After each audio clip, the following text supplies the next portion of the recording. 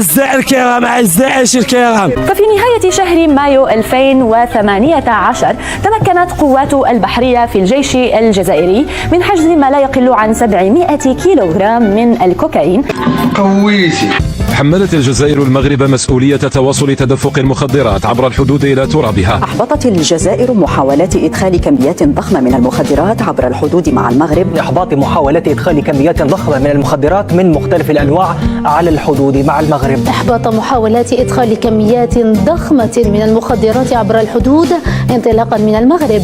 يلا ودابا هذا وراكم جهلتوا وهذا رجال هادي. تندرج محاولات إغراق بلادنا بالمخدرات بكافة أنواعها والتي تستعمل كسلاح خطير ضد بلادنا وضد شعبنا. اللقوة مختصة في تهريب المخدرات يمتد نشاطها انطلاقا من الحدود المغربية. كانت تخطط لتهريب كمية من المخدرات قادمة من الحدود الغربية. إحباط محاولات إدخال 4 قناطير من الكيف المعالج عبر الحدود مع المغرب.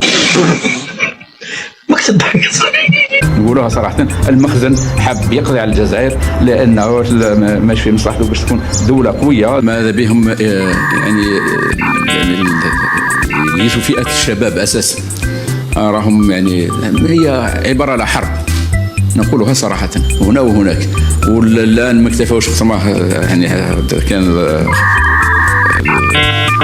الحمد لله العمل الجبار اللي تقوم به مصالح الامن والجيش الوطني الشعبي، يعني هم يديروا كل ما في وسعهم باش يخليوا الجزائر تتقاس في مجتمعها واساسا في فئات الشباب.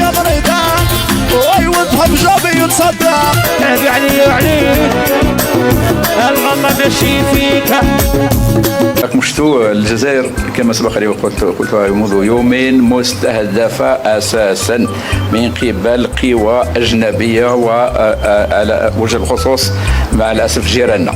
شكرا على هذه المداخلة اللطيفة. الحمد لله الآن رانا متواجدين في مقر المصلحة المركزية للتجار لمحاربة المخدرات والتجارة بها. الشغل عامل ايه؟ الحشيش تمام؟ زي الفل. حيث تمت عدة محاولات لإغراق بلادنا بأطنان من السموم خاصة منها على الحدود الغربية. يا دولة